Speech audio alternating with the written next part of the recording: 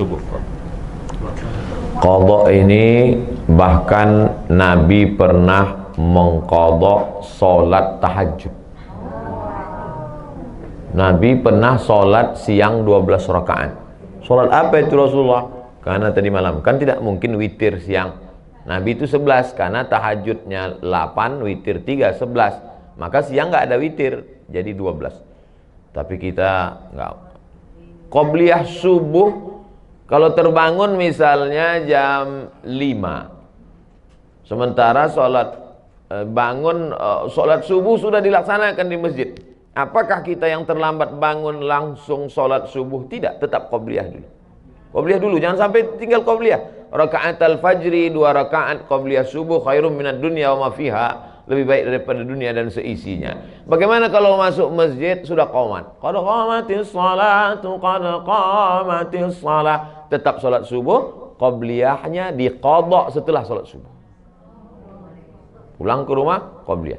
Tapi tidak wajib. Yang wajib tadi yang sholat 5.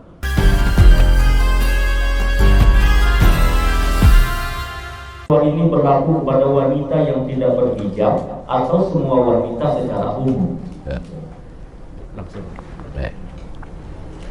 Itu jamaah kita kreatif, dia buat meme.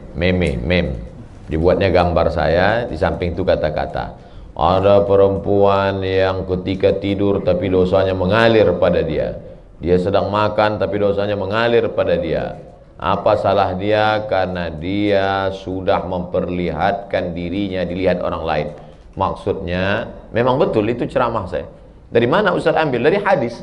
Man sanna fil islami sunnatan hasanatan, siapa yang membuat tradisi yang baik, falahu ajruha, dia dapat pahalanya, wa ajru man amila biha, orang lain yang melakukannya. Bapak yang membuat tradisi silaturahim seperti ini dilanjutkan oleh anak cucu, kita sudah tidak ada, maka mengalir karena tradisi yang baik. Begitu juga sebaliknya, man sanna fil islami sunnatan sayyi'atan, siapa yang membuat sesuatu yang tidak baik, falahu wizruha, dia dapat dosanya, wa wizru man amila biha min ba'dih, setelah dia mati, jangankan ketika hidup, sudah mati pun tetap mengalir. Nah, gambar apa yang dimaksud? Gambar memancing aurat, hawa nafsu, mempertunjukkan yang tak layak. Adapun gambar ibu beramai-ramai, menutup aurat, pakaiannya longgar, tidak sempit, tidak menampakkan auratnya, menjaga, tidak dengan pose-pose yang memancing, lalu kemudian dilihat orang banyak, maka tidak ada yang terpancing, tidak ada yang membangkitkan hawa nafsu, ya nggak apa-apa. Makanya kalau mau posting gambar ramai-ramai, beramai-ramai. Kalau bisa ramai sampai kecil sebesar beras. Agak kelihatan. Alhamdulillah kami diberikan Allah kesempatan untuk ikut maulid bersama kemarin dengan istri Habib Umar bin Hafiz. Oh, nggak boleh foto Pak Ustadz di luar. Itu nggak apa-apa. Tapi kalau pose dia sendiri, jilbabnya pula sampai ke leher, bajunya pula sempit. Dia pakai baju sempit, orang yang menengok yang sesak napas. Nauzubillah. Nah, ini diposting, nah, ini dosa jariah. Jadi yang sudah sempat kami posting yang dulu Pak Ustadz, coba posting sekali lagi. Buat di postingan itu, saudaraku yang pernah men-save fotoku dulu, tolong kalian delete, karena aku sudah taubat minta ampun sama Allah. Kalau kalian tetap juga megang, dosanya ku transfer ke kalian. Mudah-mudahan mereka bertaubat. Wallahu a'lam bishawab.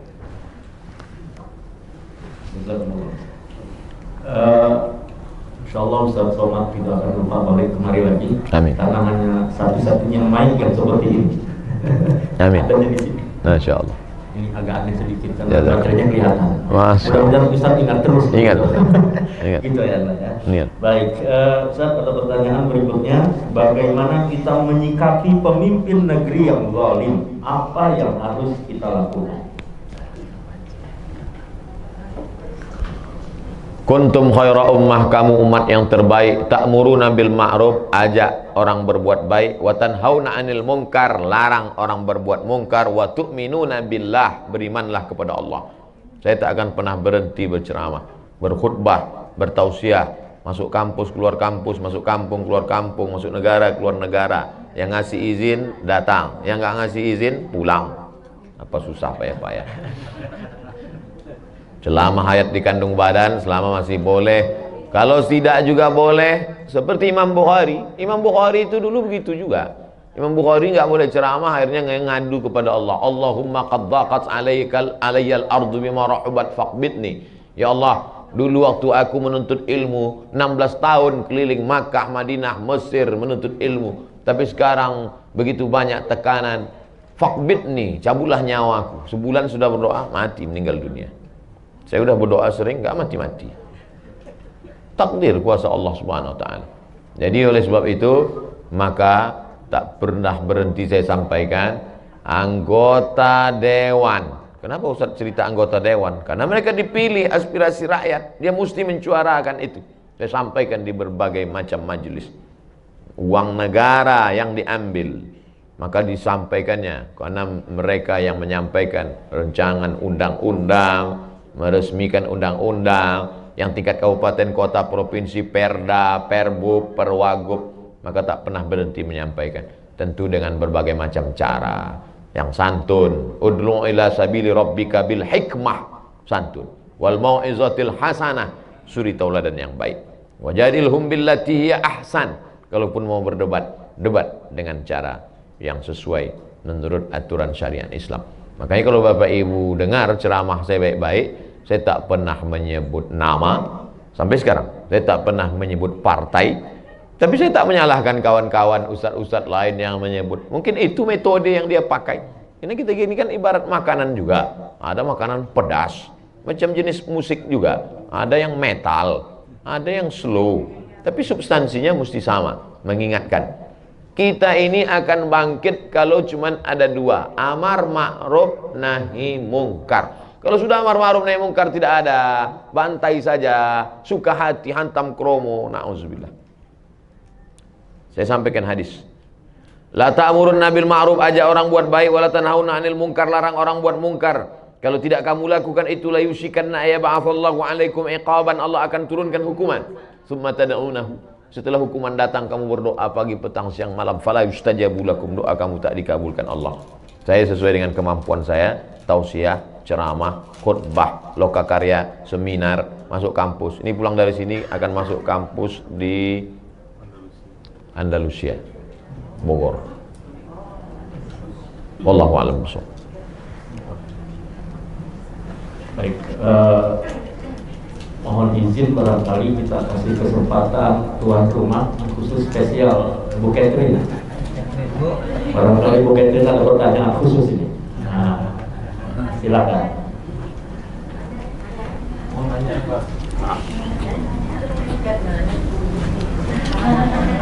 Ibu udah kompak ya, tanya dia dulu.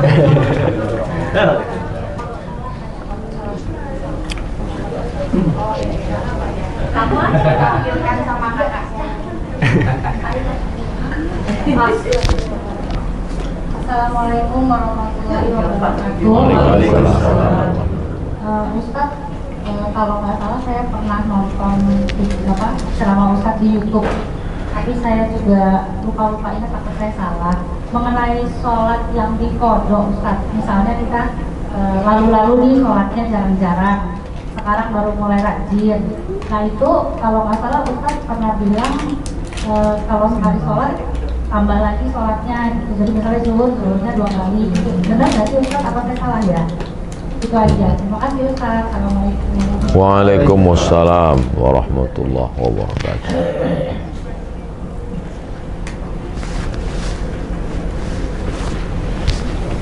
Langsung saya jawab Ustaz. Nanti habis sholat zuhur sekali lagi. Usolli fardhu zuhri 4 raka'atin qada'an. Habis sholat asar sekali lagi. Usolli fardhu asri 4 raka'atin qada'an. Jangan di masjid, nanti jadi fitnah. Ente sholat apa tadi? Mana ada ba'diyah asar? Asar sama subuh dibuat di rumah. Kalau habis ba'diyah maghrib dibuat, bolehkah sebelum ba'diyah atau ba'diyah? Boleh aja. Berapa mazhab yang mewajibkan qadha ini? 4 mazhab. Hanafi, Maliki, Syafi'i, Hambali. Tapi kata ustadz kami katanya nggak perlu qadha, istighfar aja cukup. Ibnu Taimiyah. Bukan mazhab 4. Ada tuh Ustaz, saya baru taubat. Ya, sholat saya yang dulu saya ganti atau gimana? Udah istighfar aja selesai. Ibnu Taimiyah. Saya ikut ini aja Pak Ustaz. Ya nggak apa-apa. Saya kan menyampaikan 4 mazhab. Tapi saya, dalil-dalilnya Pak Ustaz, sahabat saya sudah nulis di internet. Cara nyarinya Pak Ustaz, buka Google, tulis di situ sholat qadha Ustadz Sarwat. Kita tes ya, dapat apa enggak. Buka Google, tulis di situ sholat qadha Ustadz Sarwat. Ustadz Sarwat punya rumah fikih. Sholat qadha Ustadz Sarwat. Di situ dia tulis dalil-dalilnya. Itu ada video, ada bagaimanakah ketentuan tata cara mengqadha salat, www.rumahfikih.com, Ustadz Ahmad Sarwat LCMA. Udah dapat tulisannya, share. Berapa lama qadhanya Pak Ustadz? Ya berapa banyak yang tinggal dulu. Saya tidak anjurkan Bapak Ibu sore ini ambil cuti setahun. Sekali sholat saja setiap selesai. Terus saya baru sholat sekitar 10 tahun Pak Ustadz. Terus yang tinggal berapa? 20 tahun. Ya qadha 2019, lunas 2039. Kalau saya meninggal sebelum itu Pak Ustadz, alhamdulillah dianggap lunas. Beda sama puasa. Kalau puasa ibu masih ada ninggal itu digantikan sama anaknya, ahli waris. Man mata, siapa yang mati, wa alaihi siyamun, punya utang puasa, soma'an huwaliyuhu, ahli warisnya melaksanakan. Saya niat puasa besok untuk almarhumah emak saya, ganti. Tapi kalau sholat enggak. Sholat asal sudah meninggal lunas. Maka siapa yang mau cepat lunas, Wallahu a'lam bishawab. Baik, mohon berkenan satu lagi ada. Begitu ya, mau tambah lagi. Subuh juga bisa kan? Subuh. Qadha ini bahkan Nabi pernah mengqadha salat tahajud. Nabi pernah salat siang 12 rakaat. Salat apa itu Rasulullah? Karena tadi malam kan tidak mungkin witir siang. Nabi itu 11 karena tahajudnya 8, witir 3, 11. Maka siang nggak ada witir, jadi 12. Tapi kita nggak. Qobliyah subuh kalau terbangun misalnya jam 5. Sementara sholat subuh sudah dilaksanakan di masjid. Apakah kita yang terlambat bangun langsung sholat subuh? Tidak, tetap qobliyah dulu. Qobliyah dulu, jangan sampai tinggal qobliyah. Rakaat al-fajri 2 rakaat qobliyah subuh khairum minad dunya wa ma fiha, lebih baik daripada dunia dan seisinya. Bagaimana kalau masuk masjid sudah qomat? Qad qamatis salatu, qad qamatis salah. Tetap salat subuh, qobliyahnya diqadha setelah salat subuh. Pulang ke rumah qobliyah. Tapi tidak wajib. Yang wajib tadi yang salat 5. Subuh, zuhur, asar, maghrib, isya. Salat subuh, usolli fardhu subhi rak'ataini qadha'an. Salat itu sebetulnya berapa Pak Ustaz? 3. Yang dilaksanakan cash itu usolli fardhu zuhri 4 raka'atin adaan. Yang kedua mengganti qadha'an. Ada satu lagi i'adatan, mengganti. Ibu sudah salat zuhur. Selesai salat zuhur, pas mau makan, cuci tangan, tiba-tiba ngelihat ada kulit ikan mas nempel di kulit. Berarti wuduknya tadi batal karena ada kulit yang tidak kena air. Maka sholat zuhur sekali lagi bukan ada, bukan qadha, tapi i'adah, siaran ulangan. Usolli fardhu zuhri. Atau bapak, ketika bapak sudah selesai sholat, istri bapak ngomong, Papa, itu tumitnya saya lihat ada cat. Tumit yang kena cat, habis ngecat, maka itu tidak kena air wudhu. Ambil thinner, ambil bensin, bersihkan, wudhu sekali lagi. Sholat yang tadi diulang. Kenapa diulang? Karena sholatnya tidak sah akibat wudhunya tidak sempurna. Nama sholatnya i'adah. Jadi sholat ada 3. Adaan, qadhaan, i'adah. Wallahu a'lam. I'adah. Ulangan. I'adah. Usolli fardhu subhi, usolli fardhu zuhri 4 raka'atin i'adatan. Baik, I'adah. dia mau bertanya, silakan. Langsung. Terima kasih. Assalamualaikum warahmatullahi wabarakatuh. Waalaikumsalam. Saya mau bertanya dua Pak Ustaz. Yang pertama, mana yang lebih baik hukumnya buat laki-laki menjadi imam ibunya di rumah atau pergi sholat ke masjid? Pertanyaan saya satu itu.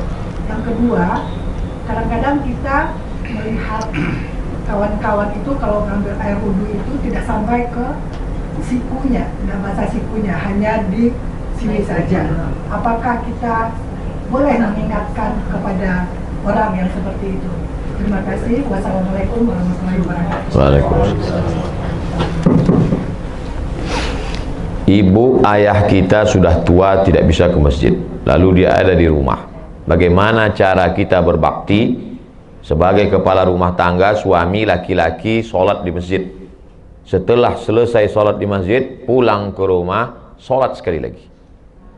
Jadi imam. Bolehkah kita sholat dua kali? Boleh.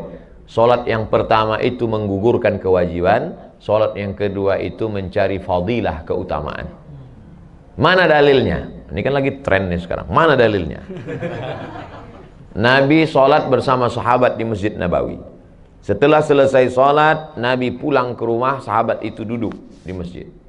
Tak lama datang orang kampung sahabat itu, musafir, mau jumpa Nabi. Lalu orang kampung itu mau sholat dan meminta sahabat itu menjadi imam. Padahal dia sudah sholat sama Nabi. Itulah dalil boleh sholat dua kali, dan imamnya boleh sholat mencari fadilah, makmumnya sholat menggugurkan kewajiban. Jadi dua-dua dapat. Laki-laki sholat di masjid, laki-laki soleh. Laki-laki yang sholat di rumah, laki-laki solehah. Jangan sampai sholat di rumah. Lalu kemudian kalau nampak orang sikunya tidak kena air, tidak basah, apa kata Nabi? Wailun lil a'qab, celakalah tumit. Hadis sahih, riwayat Abu Hurairah radhiyallahu an. Wail neraka, wail celaka, lil a'qab tumit celaka. Rupanya ada orang yang air disiramkan dari atas, tumit tak kena. Nah, jadi disiram kena tumit. Celah-celah jari ini dicelahi pakai kelingking supaya air masuk ke dalam. Siku disapu. Kalau ibu berani berkata begitu, sampaikan wailun lil siku, celaka siku. Tapi kalau nggak berani, ya pelan-pelan lah, celaka siku. Maksudnya lebih lembut, lebih soft, kasih dia kirim video, nomor WA dia ada, kirim video. Ini cara, tata cara wudhu yang benar. Hasan Husain cucu Nabi melihat ada orang tua wudhunya nggak benar, tapi cara ngasih taunya gimana? Husain nanya Hasan, Hasan gimana wudhu? Hasan pun wudhu di depan Husain. Orang tua ini ngelihat, pas dia ngelihat baru dia sadar, oh rupanya saya salah tadi. Begitu akhlak Hasan dan Husain. Bukan dia tunjuk. Sekarang kan banyak nih anak-anak muda baru ngaji, diceramahin pula lagi, assalamualaikum. Tentu orang itu tersinggung. Mungkin niatnya baik, tapi caranya tidak santun. Nah, jadi ibu wajib mengingatkan dia. Bayangkan, sholatnya nggak sah seumur hidup. Nggak sah sholatnya, gara-gara wudhu tak sampai ke siku. Sampai dalam Quran itu disebut, wa aidiakum ilal marafiq, tangan kamu sampai siku. Itu sejelas itu dalam Quran. Wallahu a'lam.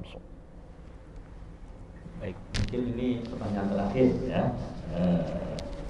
Ada pertanyaan Ustaz, bagaimana ciri-ciri Allah terima taubat seorang pendosa?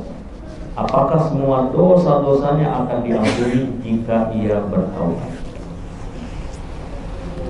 Dalam tafsir Al-Kabir, tafsir paling besar, panjangnya semeter, nama penulisnya Imam Fakhruddin Ar-Razi, mazhabnya Syafi'i, meninggal 606,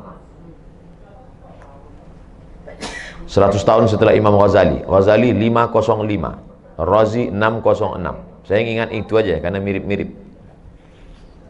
Allah tidak beritahu siapa yang dapat haji mabrur.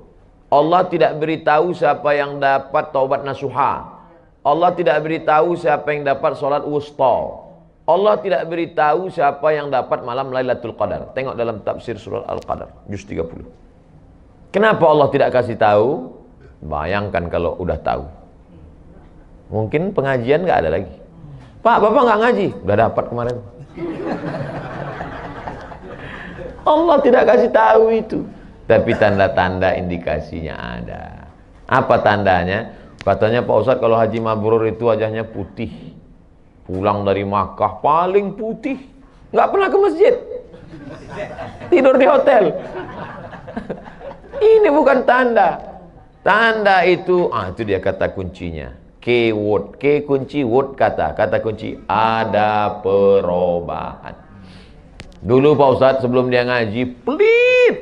Setelah ngaji nih Masya Allah. Dulu sebelum ngaji sedekah 2.000. Sekarang 2.500.